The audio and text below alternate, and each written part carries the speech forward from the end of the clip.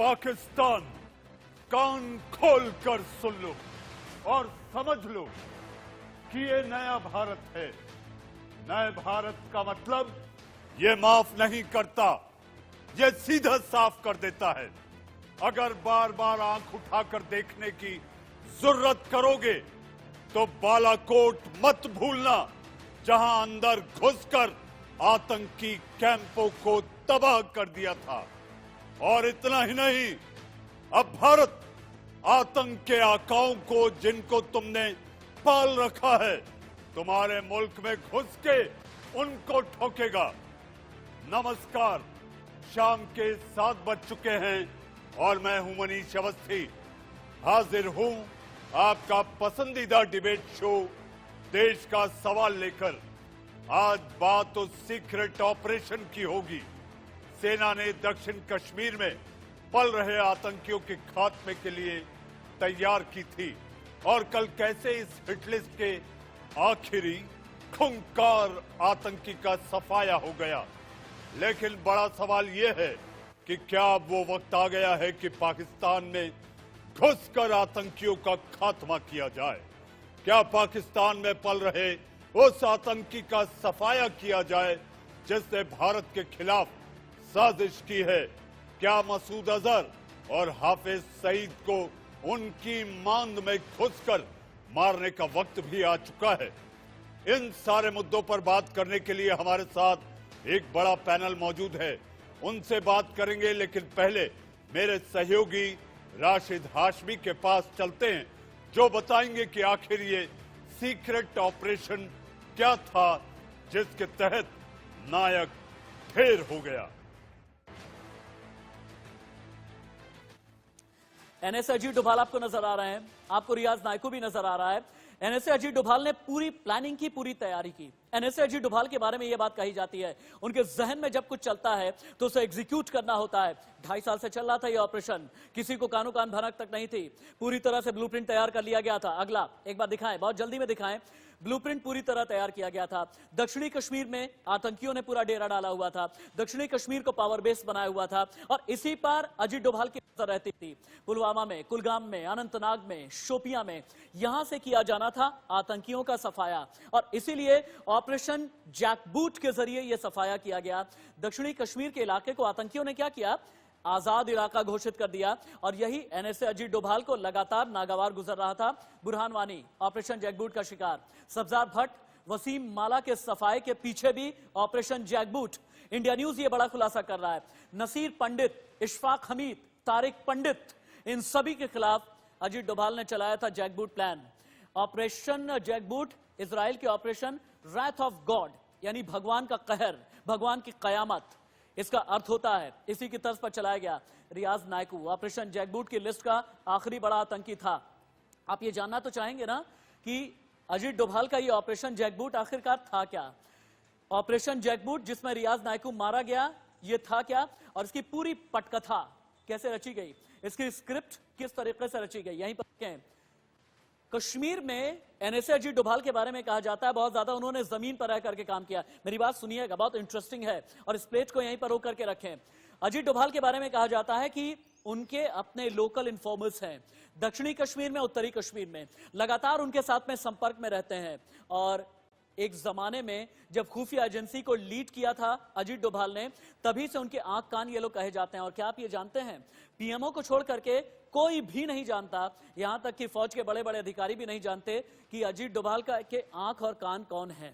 और इन्हीं आंख कान के जरिए पूरी तरह से व्यूह रचना की गई दक्षिणी कश्मीर में, उत्तरी कश्मीर में। डोभाल के इन आंख कान के बारे में सुरक्षा बलों को भी पता नहीं होता, जैसा कि मैंने कहा, आपको बताया। अगला इस पटकथा में अगला चैप्टर क्या है? क्या है? लोग बस इतना जानते हैं, डोभाल साहब के असेट्स। यह कहा जाता है कि डोभाल साहब के जो असेट्स हैं ना, जम्मू कश्मीर में इनके लिए बड़ा काम कर जाते हैं। बुरहान वानी और 10 साथियों को टारगेट पर लिया गया और जो आंख और कान हैं अजीत डोभाल के, इन सभी 11 आतंकियों के बारे में एक एक खबर देने लगे। ये थे मेरे सहयोगी राशिद हाशमी, जो नायकू के ढेर होने की कहानी बता रहे थे कि आखिर ऑपरेशन जैकबूट कैसे प्लान किया गया था। मेरे साथ इस चर्चा पर, पूरे मुद्दे पर खोलकर चर्चा और बहस करने के लिए दो खास मेहमान जुड़े हैं। दो खास मेहमान मेजर जनरल के सिन्हा और रक्षा विशेषज्ञ प्रफुल्ल बख्शी साहब। मेजर जनरल सिन्हा, अब वक्त आ गया है पाकिस्तान के अंदर घुसकर साजिश के सबसे बड़े आकाओं को उन्हीं के मुल्क में, उन्हीं की कब्र में उनको दफनाना है। मनीष जी, इसके अलावा और कोई दूसरा रास्ता ही नहीं है। देखिए, हम लोग बहुत सालों से, आप कहेंगे 30 सालों से, हम एक डिफेंसिव मोड से फिर प्रोएक्टिव ऑपरेशंस की हम बात करते हैं, मगर हम किसको मारते हैं? उन घास को और उन नाखूनों को बढ़ते हुए, मगर जो एक्चुअली जिसके हम जो आकाज हैं, जो एक्चुअली इसको संचालित करते हैं, चाहे उसके अंदर में आपके हाफिज सईद हो, मौलाना मसूद अजहर हो, सैयद सलाबुद्दीन हो, ये तो वहां बैठे हुए इन्होंने अपनी एक काउंसिल बना रखी है, आईएसआई के लोग हैं। इन पे आप जब तक हाथ नहीं डालें, देखिए पूरे विश्व के अंदर में जो टेररिज्म का ये होता है, हम तो जब कश्मीर के अंदर में जो करते हैं वो तो उनके भेजे हुए गुर्गे हैं। उन गुर्गों को आप मारेंगे, वो और गुर्गे भेज देंगे।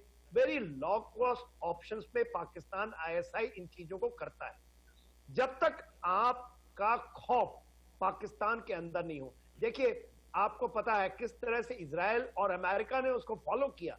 जब ओटावाबाद में, जब आपको पता होगा कैसे मारा गया आतंकवादियों का जो सरगना है, जिसके लिए पूरी विश्व लगी हुई थी, और किस तरह से नेवल सील ने जब उसामा बिन लादेन को उसी के घर में घुसकर और मारता है। जब मोसाद के अंदर में, जब मोसाद जाती है, जैसे इजराइल के, आपको हमास के बारे में पता होगा, आपको पता होगा कि वो कैसे लबनान में काम करते हैं, कैसे वो फलस्तीनियों के अंदर में जो उसके टेररिस्ट ऑर्गेनाइजेशन को खत्म करते हैं, तो वो एक टारगेटिंग किलिंग करते हैं। तो जनरल सिन्हा, आखिर हम किस बात का इंतजार कर रहे हैं? हमें बार बार उरी और पुलवामा होने का इंतजार क्यों करना पड़ता है? हंदवाड़ा जैसी घटनाओं का इंतजार क्यों करना पड़ता है? हम किस चीज के इंतजार में हैं? बख्शी साहब, मैं आ रहा हूं आपके पास। बख्शी साहब, आ रहा हूं, 1 मिनट में आया जी। देखिए मनीष जी, ये आपको समझना पड़ेगा हमारी माइंडसेट में ना, जबकि आपने बदलाव देखा है। हम कहते हैं कि बदला हुआ भारत है, पर बदले हुए भारत में हम वहां तक गए हैं कि हाँ, बालाकोट कर गए, हमने सर्जिकल स्ट्राइक किया, जो कि स्टैंड ऑफ डिस्टेंस से आप कार्रवाइयां करते हैं, प्रिसीजन नहीं करते। जब मैं आपको कहता हूं टारगेटेड किलिंग, जो एक्चुअल तरीका होता है कि टारगेट को आप पिन पॉइंट, हाफिज सईद, मौलाना मसूद अजहर, सैयद सलाबुद्दीन, और मैं आपको बहुत नाम ऐसे गिनाऊंगा जो कि आईएसआई के गुर्गे हैं, ऐसे ही घूमते हैं खुले आप। ये तो वेरी लो कॉस्ट ऑप्शंस में, जैसे आपने अभी देखा हंडवारा में जो मारा गया है, वो जाकिर मूसा के जाने के बाद वो फिर से रिवाइव करने के लिए हैदर को भेज रहे थे, हैदर मारा गया, फिर वो दूसरा हैदर खड़ा कर देगा। तो आप जब तक नहीं जाते, और ये देखिए इंडियन आर्म फोर्सेस के अंदर में हमारे स्पेशल फोर्सेस जो हैं, उनकी काबिलियत है, और ये मुसाद भी जानता है, उसकी डेल्टा फोर्स भी जानती है, वर्ल्ड के सारे कि हमारे साथ रक्षा विशेषज्ञ प्रफुल्ल बख्शी साहब भी जुड़े हुए हैं। प्रफुल्ल जी, आखिर हमें क्यों इंतजार करना पड़ता है उन घटनाओं का, जब हमारे जवान शहीद होते हैं और उसके बाद एक्शन करना पड़ता है? ये तो वो घास है जिसको समय समय पर छांट देना चाहिए। जिस तरह से हमारी वायुसेना ने जाकर, हमारे वायु वीरों ने वहां पर बालाकोट में जो आतंकी कैंपों को ध्वस्त किया, बख्शी साहब, अब वो वक्त है, अब हंदवाड़ा हुआ है, और हमारी जानकारी तो ये कहती है कि पाकिस्तान भारत की लगातार एक के बाद एक जो सर्जिकल स्ट्राइक हुई है, उससे घबराया हुआ है। देखिए, घबराना तो है उसको, पर सर्जिकल स्ट्राइक कब हुई थी? कितने टाइम हो गया? 1.5 साल हो गए। और उससे पहले उरी कब हुआ था? देखिए, आप जितने भी आतंकवादी मार दीजिए, कोई फर्क नहीं पड़ता, जब तक आप पाकिस्तान की रियल एस्टेट को नहीं ऑक्यूपाई करेंगे, यानी कि फौजी कब्जा, वो तब तक आप बैठे रहेंगे और ये कार्यक्रम करते रहेंगे, क्योंकि हमारी नीति में हमको डॉक्ट्रिन में एब्सोल्युटली क्लियर होना चाहिए कि हमें फौजी कब्जा करना है। पीओके हम कह रहे हैं हमारा है और अभी तक कहते जा रहे हैं। अब हमने कह दिया है कि हम गिलगित में अपना मेट ब्रीफिंग और मेट रिपोर्ट गिलगित की हम दे रहे हैं। नक्शे पे मेट रिपोर्ट देने से कुछ नहीं होता जब तक हम वहां पे कब्जा नहीं करते। और हम इसमें विलंब इसलिए कर रहे हैं, फौज में कमी नहीं है, फौज में कोई कमी नहीं है, कमी है नीति में। जब तक आपकी नीति नहीं बनेगी और जब तक फौजी इसको रिमाइंड नहीं करेंगे गवर्नमेंट को कि अब आप हमको चांस दीजिए। ये काम है एडवाइजरी ग्रुप का, फौज के सीडीएस और आर्मी चीफ का काम है ये कि वो गवर्नमेंट को एडवाइस करें। क्यों चुप बैठे हैं? उनको चुप नहीं बैठना भी अब इसका फायदा उठाना है। Strike for the iron is hot. जी जनरल साहब, अगर आप बख्शी साहब को सुन रहे थे तो बख्शी साहब की राय में यह है कि अब वक्त आ गया है कि हमारी सेना को यह छूट दी जाए कि पीओके को लेकर जो गृह मंत्री ने कसम खाई थी सदन में कि पीओके हमारा हो गया और अब वो वक्त आ गया है कि हिसाब किताब कर लिया जाए। मनीष जी, मेरे से सवाल किया आपने? जी आपसे किया है जनरल साहब। मनीष जी, मेरे से सवाल है? जी आपसे है जनरल सिन्हा। मेरे से सवाल है मनीष जी? जी आपसे है जनरल सिन्हा। मेरी आवाज आ रही है? ओके, देखिए मनीष जी, बात ऐसी है, हम लोग इसकी देखिए रेजोल्यूशन पास हुए भी कितना अरसा हो गया। जब हम कहते हैं कि पीओके हमारा है तो पीओके के जब हम बातें करते हैं तो पीओके के अंदर में उनकी आजाद कश्मीर है, गिलगित बल्तिस्तान का इलाका है। आपको याद होगा करगिल की युद्ध में 99 में मैं इसी इलाके में ऑपरेशन कर रहा था एज ए कमांडिंग ऑफिसर। हमने पाकिस्तान के एक हिस्से को मेरी बटालियन ने मैंने खुद कैप्चर किया था, मगर आज भी हम उसको आज भी हमारे कब्जे में है। वो ये इलाका है 5310 जो कि पाकिस्तान भी जाता है कि उसका हिस्सा है, हमारे पास है, मगर हम उसको खुल के भी नहीं बताते। हम अपने देश के अंदर में भी नहीं बताते कि पाकिस्तान का एक हिस्सा हमारे पास में है। आज हम ये प्रॉब्लम हमारे यहां वो माइंडसेट की है। देखिए क्या है कि जब फौज भी वैसी हो जाती है, जब आप देखते हैं कि हमारे एक स्टेप आगे चल के 3 स्टेप पीछे आते हैं। आप ये नहीं कह सकते कि हम एक ऑपरेशन कर दिए 1.5 साल पहले। जनरल सिन्हा, आप बोलते बोलते बड़ी बात बोल गए। आपको लगता है कि इस वक्त राजनीतिक इच्छा शक्ति जो होती है, जो होनी चाहिए, वो नहीं दिखाई देती? इच्छा शक्ति तो दिखती है, बातों से दिखती है, मगर हमारे यहाँ प्रॉब्लम ये है कि देश के अंदर ही बहुत सारे ऐसे धड़े हैं। एक पाकिस्तान यहां भी बसता है और वो पाकिस्तान आपके पैरों को खींचता है। एक लॉबी है जो कि अगेंस्ट काम करती है।